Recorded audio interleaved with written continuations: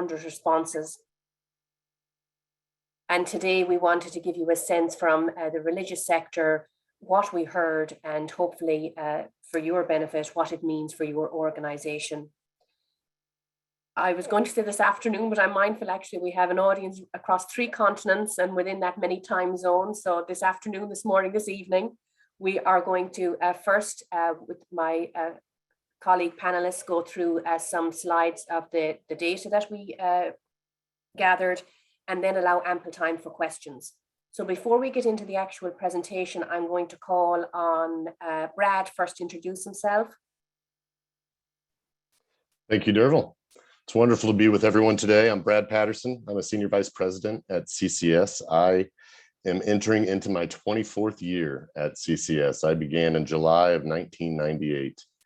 During that time, I've spent almost all my career working with the Catholic Church. Specifically, I had the opportunity to lead 14 archdiocesan or diocesan-wide campaigns. And through that effort, had the opportunity to work with more than 100 campaign directors, both CCS directors and from our partners and clients. Today, I work in the Central United States in support of all of our Catholic work, parishes, schools, dioceses. And it's wonderful to play a role that allows me to connect with the executive team and also the managing team on site with each of our clients to play an additional layer of management in the pursuit of those projects trying to meet their goals. So wonderful to be with you today. Look forward to our conversation at the conclusion of the presentation. And with that, I will turn it over to Erin. Hello, everyone. I'm Erin Kupferman. I'm an Assistant Vice President here at CCS, based out of our Central US team here in Chicago. I've had the opportunity to work in multiple sectors, including primary education, arts and culture, but mostly our religious sector with the Jewish community. My work within the Jewish community has been specifically with synagogues in Chicago and the Twin Cities area. And so I'm really looking forward to diving into this data today. Thank you. Great, thank you, Brad and Erin. And just to round out the introductions, my name is Derval Costello. A little bit younger than you, Brad, from a CCS perspective. I joined in December of that year, so I too have been around a long time on both sides of the Atlantic, and I'm sure you can tell by my accent, I'm dialing in today from our office in Europe, where I am Managing Director. And as with Brad and Erin, a core part of our work right across Europe is within faith-based organizations, ranging from churches, parishes, dioceses to schools and religious orders. So hopefully we're bringing all of that experience to bear to your benefit. So what we would like to start with today is give an overview first of some of the broad data, and then hone a little bit in specifically on the religious sector.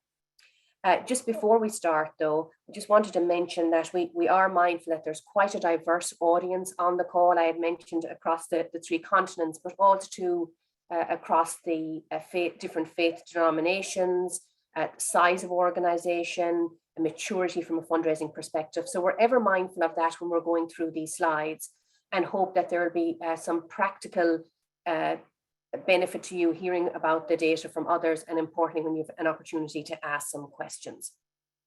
So as I mentioned, we wanted to start broadly first and look back at 2020, which is the most recent complete information that we have. And I'm sure many of you, all of you on the call, are familiar with Giving USA, and we want to just touch on some of the key figures here. So it's interesting that in 2020, despite the pandemic, it was an exceptional year for giving and generosity, with over $470 billion donated to right across the not-for-profit sector. And not that we expect you to have a quick look back through the last 40 years. However, in the last 10 years alone, that's an increase of over 100 billion since 2010, which is a phenomenal amount of money, no matter which way we slice and dice it. So the key message here, certainly at the end of 2020, and when we conducted this survey in late 2021, is there is financial capacity out there. People continue to be extremely generous, and there's a willingness to give and become involved. So where is all of this $471 billion going? And I'm sure it comes as no surprise to many of you on the webinar that the majority, or the biggest chunk, excuse me, goes to religion. So over a quarter of that 470 billion is donated to religious causes. And if you put that in itself is an impressive number. And if you look closely then at some of the other sectors, it's almost double of what's given to education. So it's a tremendous testament to your organizations, your missions, and those that are part of it and contributing to the generosity. I wanted to take a closer look, as I say, from a religious sector perspective. And of those close to 900 opinions that were gathered in the CCS survey, we have a good sampling of just over 70 that represent religious organizations. And you'll see here across these different visuals, there's quite a mix in here as well, and very much reflective of today's audience, excuse me. So certainly a mix of organizations, Catholic being the predominant affiliation, but all the way from Jewish across the Anglican Church, all the way down to Pentecostal, as you'll see there on the right-hand side. While there are some outliers, and there always will be in any kind of data like this, as I say, with the majority of the 70 plus respondents being from the Catholic faith, and certainly a chunk having large budgets. In the round, there's quite diversity as regards the denominations that are represented, and likewise with the budgets. So hopefully, as I mentioned earlier, regardless of where you are right now, what type of organization you are, whatever faith, that you will find that much of this data will resonate with you. We want to get a little deeper then into some of these components of what we heard, and Erin and Brad will take us through those in a few moments. But just before we get into that, we thought it'd be helpful. So the data that we just looked at from the previous slides is from the complete picture of 2020. We asked, as part of the survey, people's outlook or perspective on 2022, and we just wanted to talk you through that now.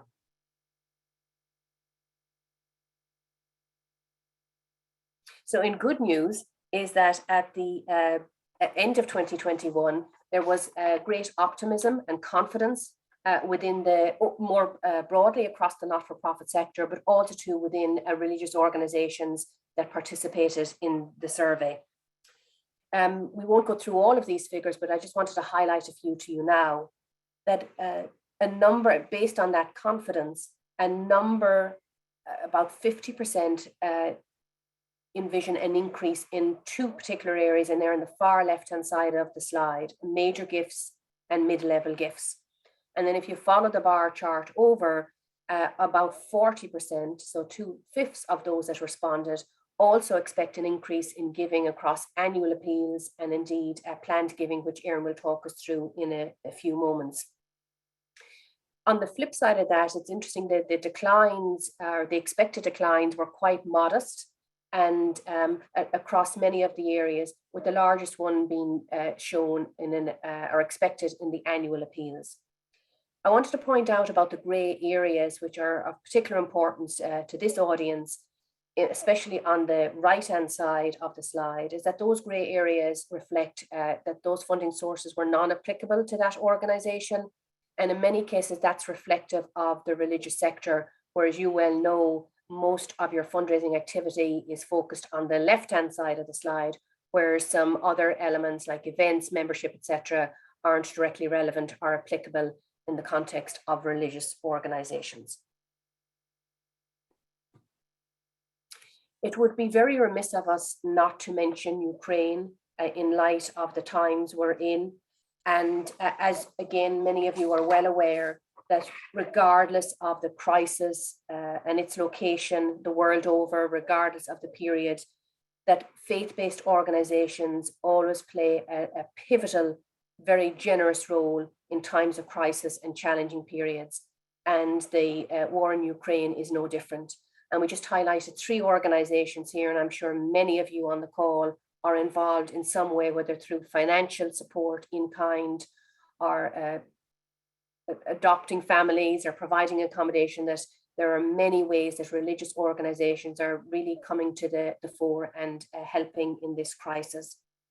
So that we would see as a tremendous reflection on your missions, and indeed the lead role that you and your, whether they're parishioners or alumni or church attendees, all have an important role to play in all of this. I'm now going to hand it over to Erin, that will talk us through some of the detail around a few of the key main themes that we heard in the survey. Erin. Thank you, Derval. So as we think about the increase in giving in 2020, we still know that looking beyond cash commitments is critical for securing lead gifts. And knowing that offertory is down now as well, it's important to look at other sources. And so when we think about major and lead gifts, these exceptional donor opportunities, they wouldn't be possible without looking to non-cash assets or planned gifts. And a great illustration of this is what Derval shared earlier, that with $471 billion given to charity in America in 2020, 41.9 billion of that was given through bequests. And bequests are the most common and typical type of deferred gift, but it's really notable the heavy hand that it plays in our philanthropy. We're also in the midst of the largest intergenerational wealth transfer in US history. And we're expecting over the next 45 years to have an estimated between $1 to $2 trillion bequeathed to charities. So it's really definitely an important piece. And so you see on this slide that we asked our religious partners, what are the top challenges that your organization is facing today in its fundraising? And 33% responded that increasing deferred or planned gifts was a top challenge. So thinking about some of our Catholic partners, 95% of Catholics give money to their parish, and over 70% who donate give between 2 to 5% of their income. And so this is wonderful, but if we think about really expanding that, what do we need to look to? And that's to plan giving and really capturing that opportunity. And we do know that based on the answers to this question, you see a whole bunch of different challenges, but making sure that we're capturing the deferred gifts is really important. We also asked our religious partners, how would you rate your organization's fundraising staff capabilities in the following areas? And down at the very bottom, you can see that only 8% responded that their staff is completely knowledgeable of gift planning, and over 60% are only somewhat knowledgeable or not knowledgeable at all. And so there's a lot of notable pieces here that you see as well, but again, planned giving is there at the bottom. When we look at the 5-year average of total growth in fundraising, there was an 11% growth in cash gifts compared to a 50% growth in non-cash gifts. And so we know that wealth is not held in cash. And so making sure that our staff is able to speak to the transfer of assets versus the transfer of cash is really important. And we recognize that a lot of our partners have different staff resources available to them, which of course plays a part in these responses. So all of this to say that gift planning is really important, and that many of our partners have identified this as an area that needs to be improved and a challenge to address. Transitioning to diversity, equity, and inclusion, this has been an important topic for many of our religious partners for a long time, but especially over the last 2 years. And when we talk about diversity, we're thinking about it in really an all-encompassing way, including race, religion, age, gender, sexual orientation and identity, ability, neurodiversity. I could go on. And so we did ask our religious partners, what tactics has your organization employed to make your fundraising practices more diverse and equitable and inclusive? And 32% responded that none of these pieces have been employed that you see listed here. And so it is a challenge to make meaningful and genuine changes in this area. And we recognize that we're on a journey on this path with our religious partners. Speaking more specifically about the Jewish sector, there's a lot of focus on accessibility, programming around social justice, and now, of course, as Derval talked about, fundraising and action to support Ukraine. A small but meaningful change that I've seen on a few client sites is synagogue staff including pronouns in their email signature, as an example. Jewish organizations are also fighting anti-Semitism, which at its core is inclusion. And the Jewish Federations of North America did have their best fundraising year ever last year as they worked to support vulnerable and non-vulnerable Jewish communities. So there's this all to say that there's many different lenses that we can look at DEI in our work in the religious sector. And along with these responses, we did receive a sampling of quotes to help add context. And so just to read some of these, we've been committed to DEI before it had a name. Half of my parish cares about this. The other half is hostile if they hear such a phrase. We are walking a tightrope when it comes to fundraising and programming. Our focus is to be cognizant of the Hispanic needs of our diocese. And again, this just demonstrates that it's all a work in progress. And it's something that we're all working towards in a variety of ways because it means something different to every organization. So with that, I'll now turn it over to Brad to discuss pandemic era practices. Thank you, Erin. Pandemic era practices, what do we want to keep? For many of you have probably run or played tennis or have an exercise routine, and we all know we get our mind flowing when we do that. I unfortunately am down to walking, but I love my walks. And each day as I walk, I use that as an opportunity to ideate and think through things and look through opportunities and overcome obstacles. And in thinking about this particular presentation, I was thinking of the pandemic era, and I thought there's a line of our world and philanthropy before the pandemic and after the pandemic, and what other experiences since '98 in my professional life have I had that opportunity to notice that. And I guess in '98, I'm kind of coming into computers and internet being a real part of our life, massive change before and after. That became part of everybody's day-to-day work life. 9/11, '08, pandemic. And the pandemic, I think in the past 20 years, certainly is the biggest line in the sand of we had a way of that we worked before and we have a way after. And so some of these questions on the following slides will relate to some of that. So Maddie, if we could move to the next slide. Here we asked, what practices has your organization adjusted during the COVID-19 pandemic that you plan to continue? When you look at these two, the rest of these markers here, you'll notice two themes. The first is communications, digital community. And the second is the remote work and the opportunity to have these types of interfaces much more often. So when you look at the responses to community, you're looking at digital community, you're looking at 64% want to continue with digital giving. 44% want to continue enhancing their social media presence. 38% enhance personalized communications. 32 and 30% virtual events and requests.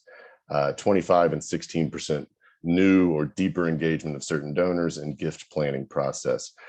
Telling a story, telling it in person, telling it online, telling it through social media to hit all of our constituents in as many ways as possible through our communications plans. And then the second theme in this is remote work, part-time or full-time. 55% want to continue some level of that. 49% occasional remote work schedules. 14% full-time remote work schedules. When I thought of this slide, I thought of my life as an executive manager of many different clients. Often pre-pandemic, I would need to be in Michigan or Ohio or Indiana or Wisconsin. And for the purpose of meeting with, let's say, a bishop who's going to ask for the biggest gift he's ever asked for in his life, to prepare for that solicitation.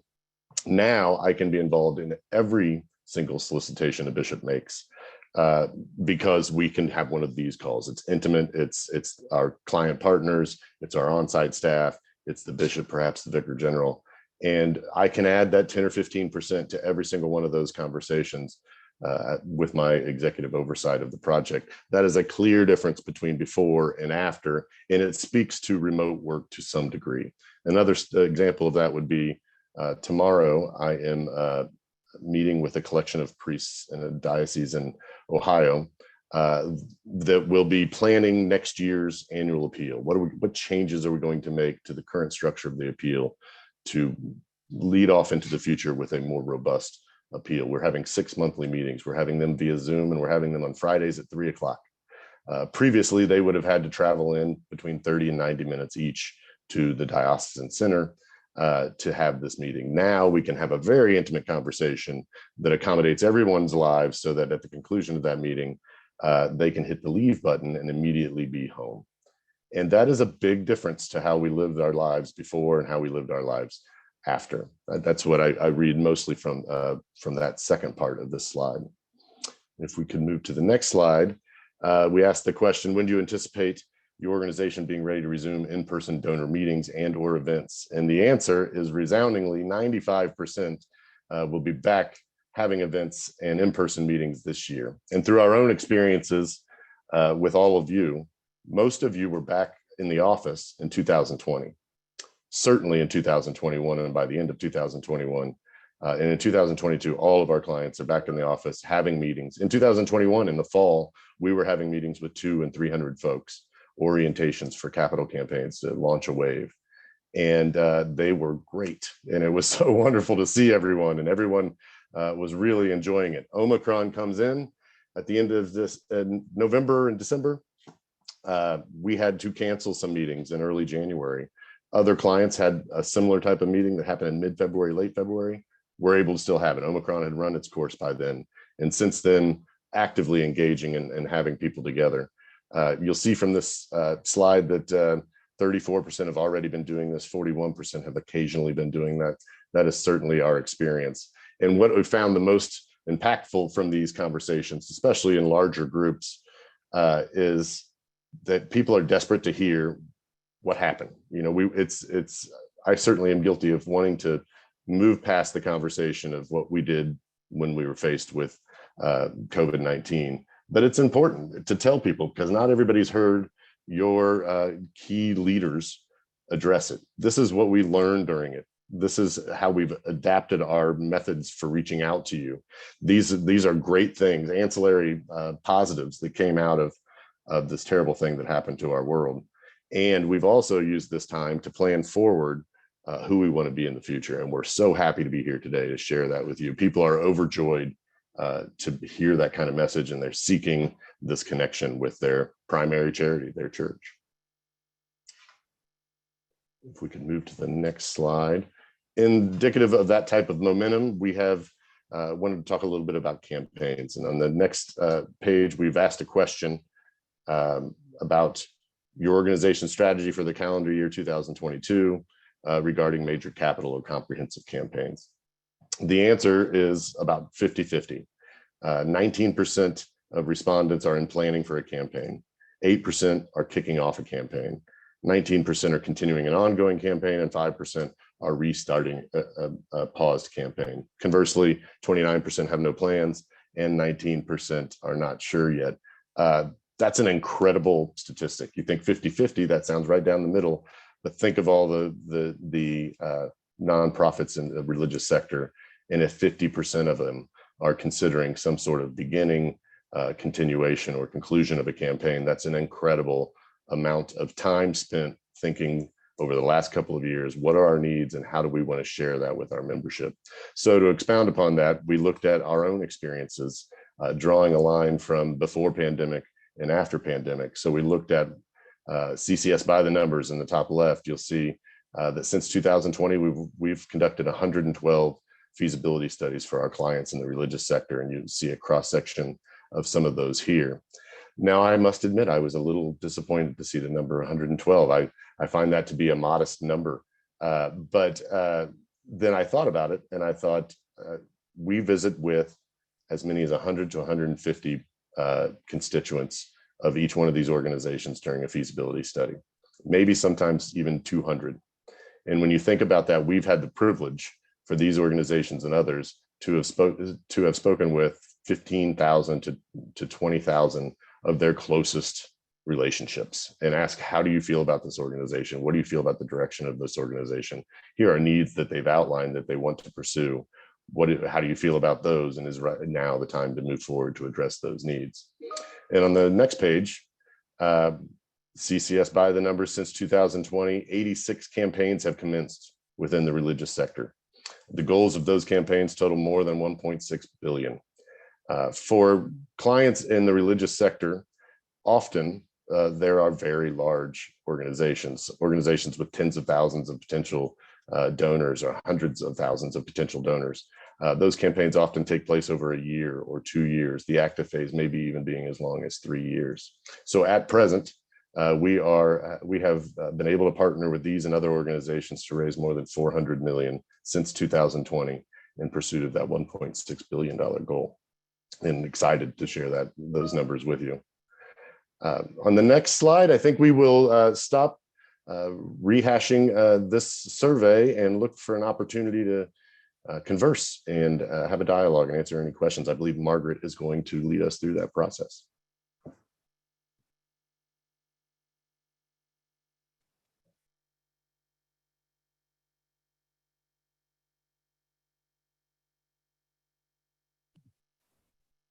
Hi, everyone. Great. Thanks so much, Brad. So our first question is around just number of folks who are engaged at our organization. So first question is, we haven't gone back to pre-COVID numbers or giving rates since not everyone has returned to worship services. Question is, what can we expect?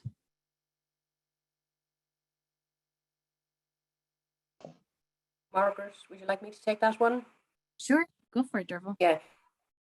Certainly what we saw early on in COVID, when there was a huge retrenchment, and then slowly but surely as circumstances changed, more confidence and resilience stepping in, communications were pivotal throughout the pandemic, and indeed they will continue to be, because you have to allow for that hybrid model, whether it's in the work practices that Brad mentioned, or indeed how comfortable people are or are not in coming back to a physical church. So from a communications perspective, we would advocate that there's a few key messages. It's first of all, continue to highlight the importance of continued giving. Because just because somebody isn't physically present doesn't mean that obviously the church still requires financial support, but it's important to tell that to your congregation. Second of all, make it convenient for people to give. And certainly within certain denominations, and particularly in certain regions, it might be an older demographic, so it may not be quite as easy to all of a sudden turn from giving cash in a plate in a basket in a Catholic setting to all of a sudden signing up for an electronic bank transfer. But give options to people how they can give, and make it as easy and convenient as possible for them. And thirdly, continually highlight impact. Why their financial support is needed, and importantly, what difference does it make to their congregation and the mission of their church and their faith. So we would put a lot of emphasis on communications, and that should continue, and reflective of the hybrid nature of perhaps some coming back physically to church, others not. The communications too would need to have that diversity to appeal and be accessible to all audiences. Great, thanks so much, Derval. Our second question is, as the world has increasingly opened up, as the world has increasingly opened up over the past few weeks, we're wondering how to engage our parishioners. Do you have any advice? And Brad, I wonder if you might be open to answering this one. Sure. people, I think it's important to remember and live in the moment of what we experienced during the pandemic. And people really came together during the pandemic. Our staff came together, consulting groups came together with organizations, dioceses came together with parishes. I think it's paramount to tell that story and to tell your story in general. What happened? What happened? How did we overcome things? I mentioned this a little bit earlier. But how did our staff learn new tools? How are we operating differently? Tell a compelling story about emotional aspects of ministering to individuals who are suffering loss and emotional distress from being separated from people. Tell the powerful story of why we go to worship services at our churches, to be led, to have a pastoral relationship with our religious leaders and with our God. Point to that and say, welcome back. We are so excited. We are better for this experience, and we can't wait to have you back. I think that there's also an opportunity to say, we want to remind everybody of the ministries that we employ and encourage everyone to be adamant to say, we'd like everybody to consider signing up for a ministry. And one of those ministries could be the Welcome Committee, which might not be the first one we think of all the time, but specifically related to churches. Let's be intentional. Let's ask people to rejoin and re-engage and start to engage in that fellowship that we know results in people feeling compelled to give at a later time. But churches, and forgive me for speaking directly to churches, that's where I spend most of my time, but such valuable pieces to every single one of our communities. And leaning into the opportunity to engage people in that way will result in the outcomes that everybody wants, which is more people engaged in worship, more people engaged in fellowship, and the furthering of the mission of each of your organizations. Thanks so much, Brad. Next question, Erin, I'll hand over to you. There are quite a few people in the chat from, looks like, different organizations who are contemplating a campaign, but they're not sure what the first step would be.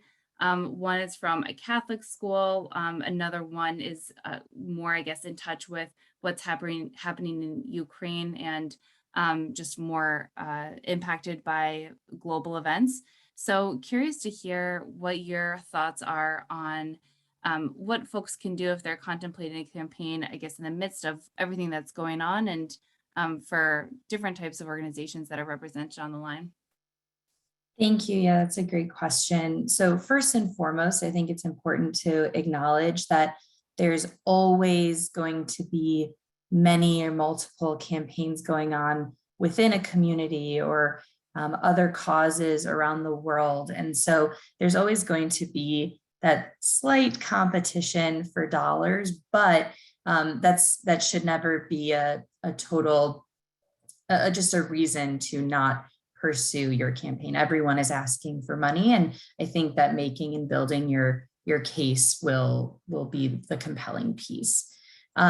So when contemplating launching a campaign, I think there's a few key steps to consider. Of course, testing that case and the goal with key constituents or members, parishioners in your community through a feasibility study would be key to success. And alongside this, there's other data-driven resources such as org scans, organizational scans, and wealth screenings to determine gift capacities within your community. And so all this to say that we wouldn't want to just dive into a campaign without having this knowledge and this background understanding to help inform steps ahead. So definitely a lot of back end work, but I think too, alignment with leadership is also critical.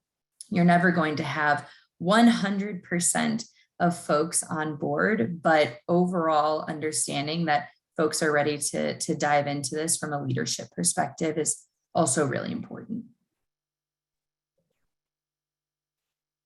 Awesome. Thank you so much, Erin. Margaret, I'm seeing a question about annual appeals. What ideas do you have for improving annual appeals? How to best include digital communications, including video? Annual appeals are funny because they, for so long, there was a cadence to it. There's the mailing that goes at this time, and then there's the at mass invitation to consider, or at church services invitation to consider. Then there's follow-up mailing. There was a rhythm to it. There were different things that were tried, and there was a trial and error situation that's been happening for every 5 years, every 10 years, something improves. But what in literal real time happened in 2020 that I was keenly aware of is that it took it from an annual conversation with only a few number of contacts during the course of the year to a full year conversation. Why not inform people of the success that we're having in our annual appeals throughout in many different ways and celebrate each of our incremental pieces of success? So what we're advising our clients that we're working with is to have a more regular conversation. So what is that? So there is the cadence of traditional mailings that we want to look at, and segmentation, and trying to be as right as possible about the way in which we invite someone to consider a gift and at what level. But in addition to that, let's think of, and I think this is an idea that has gone away and during my career and now is now coming back. Let's engage a lay cabinet. Let's recruit from a geographical area, from a representation of our community, a cabinet that will inform the leadership of the organization to compel it and propel it forward, to make some of the best gifts that they might have ever made to the annual appeal, to be visual advocates for the appeal at annual events, to encourage their friends to join them in annual events and at society levels, to hear the messages of the ministries that are supported through the annual appeal and become compelled to share a video message about their advocacy for that particular case element and the appeal as a result of it supporting those efforts, and shoot those as regular videos in the entirety of your email list in support of continued education, and with a link that says, if you haven't already, please consider 3 easy steps to making your gift online for this year's annual appeal. Those types of just thinking strategically about in between the areas where we would normally engage people, how can we have touch points that are visual, that are compelling, that are diverse in the types of people and the amount of people that we would normally have speaking to this audience. Great, thanks Margaret, so much, Brad. Thank you. Thanks so much for jumping in with that question. The next question, Derval, I'll hand this over to you. The question is, how can you craft a case for support that underscores the importance of your faith community amid this international crisis? Sure, there are 2 considerations here, Margaret. The first is, very often, given the mission of many of you on the call, chances are that you're already involved in some kind of outreach, humanitarian aid, support, certainly in times of a crisis, emergency relief, either locally or internationally. So in some respects, a crisis and the support that's needed is a natural part of the narrative anyway. So that would be the first factor. Second of all, then, it's if with your congregation you are considering not alone any support you can give to the likes of Ukraine or another international crisis, and simultaneously continue with your own mission and the financial support that's needed there. As regards the rationale for why you need to continue fundraising, it has to very much make sense for your congregation and the time it is in and the environment it is in. And it's important as part of that to very much emphasize why it's still relevant, and especially its impact. And not in any way comparing a war to what happened in COVID, but certainly what we saw early on in the initial days of the pandemic. Organizations came to us within the religious sector and beyond and said, how can we possibly continue asking money for scholarships or to build a new library or a science center, whatever the case may be, if people are going through such trauma from the pandemic and losing loved ones and ill health, etc. And certainly where we saw organizations right across the not-for-profit sector continue to not alone to thrive, but early on to stabilize their situation, was they continued to communicate with people and they stuck to their original mission and emphasized its relevance. So, for example, whether it was building a new library in a school, it was important in some education communities because that was a space that in time, whether it was through early remote learning, that students could participate. When it was eventually refurbished, for example, that would make a difference in the lives of students. So you can very easily weave into your narrative as long as it makes sense, it's relevant, and it's timely. Great, thanks so much, Derval. Erin, maybe I'll pass the next question on to you. This one is coming in from Nancy. The question is, for congregations with an older donor database, is it wise to incorporate digital outreach and materials or to continue to focus on print materials? And have you seen donors 70 and older engaging in digital outreach or resisting it?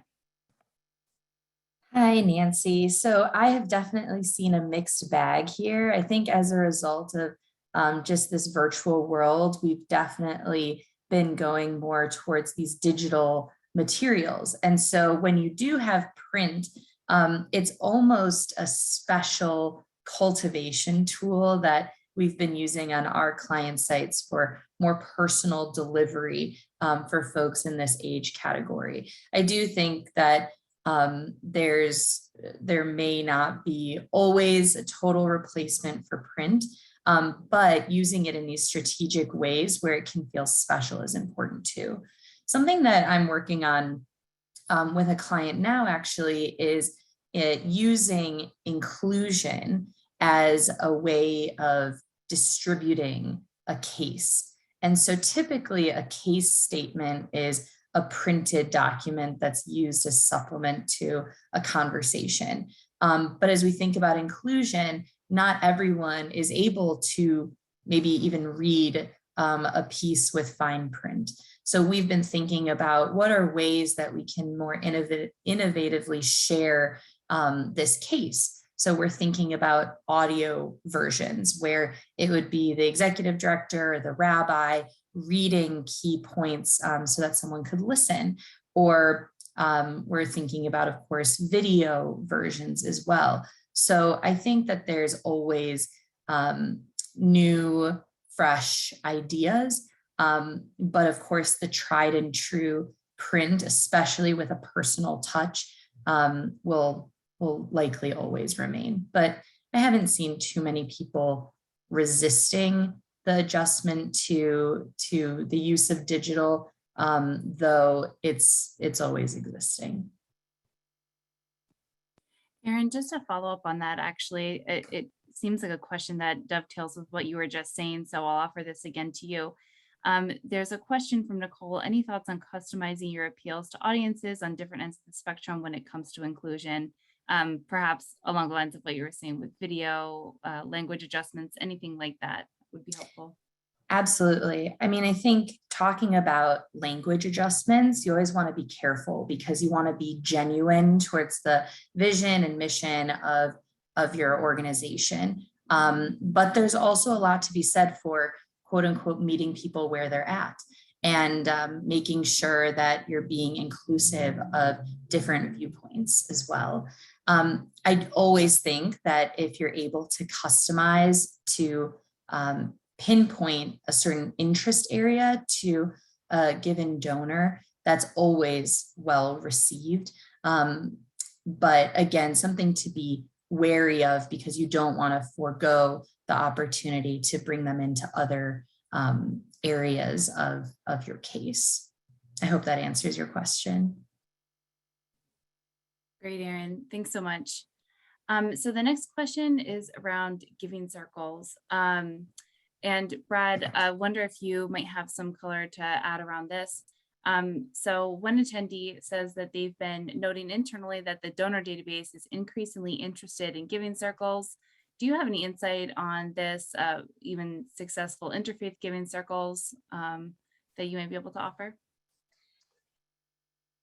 I don't know that I have an incredible amount. I apologize to our questioner that I don't have a great deal of experience with regard to interfaith giving circles, but certainly with regard to giving circles in an annual appeal. There are incredible opportunities to engage people at those levels personally. I think that we get caught up in the mailing and getting our mailings correct and the normal cadence of invitation with regard to an annual appeal. People are used to it. We make good looking documents. It's attractive, and we invite them to events, and we provide them with a few ancillary benefits to the level that they're at. But I don't think that anything can beat personal touch. And as we mentioned earlier, with regard to Zoom and work-life balance and possibly even remote work, we are encouraging our annual appeal clients now to identify a manageable group of donors that they can both invite via letter and then also attempt to schedule a Zoom or a phone call to have a personal conversation with donors at the highest levels, to invite their participation personally in recognition of their past generosity, in explanation of that they are one of the most generous persons to the organization, which is compelling for for someone to call me and say, "Thank you, you are one of our most generous families. I wonder if you know about the circle of friends that's above you, and I'd like to invite you to consider participating at that level." And we are going to gather this group on date at the residence, and we're interested in your feedback. That is likely to compel me to make that gift, whereas without that personal touch, I'm less likely to do so. And you, as a development professional or major gift officer, could schedule as many as, you could identify a month period of time and schedule 10 of those a week or 25 of those a week. That the amount of impact that could make on an annual basis is substantial. As an example, we did it in one particular diocese. We recruited a lay cabinet. We started to make these calls, and we had transferred what was tens of thousands of dollars in annual giving the previous year. And through this thoughtful outreach to personally invite participation at at the level above what they had been giving previously, they tripled the amount of funds that they received from the exact same donors. And in perpetuity, over the course of 5 years, that's a better than $700,000 increase to their annual appeal impact on an annual from a 5-year period of time. So that intentionality, the next year can move to a new group of folks or remain consistent with those that you have already engaged, adding only a few to bolster those numbers. That would be a quick example that I could have with you for regard to that question. Excellent, great. Thank you so much, Brad. That is it for the questions that we have received. So I'll pass it back to you all to wrap us up. And thanks so much for those excellent insights. Great, thank you. So thank you everyone for joining. And if you're interested in exploring more findings from this report, please download the full CCS Philanthropy Pulse at the link you can see on our screen. We'll be sure to share the recording of our webinar today and to your email, but please feel free to reach out to us with any additional questions that you may have. Thank you for joining us. We do really appreciate you taking the time, and we do look forward to next time. So thank you. Thank you, everyone. Thank you all. Have a great week.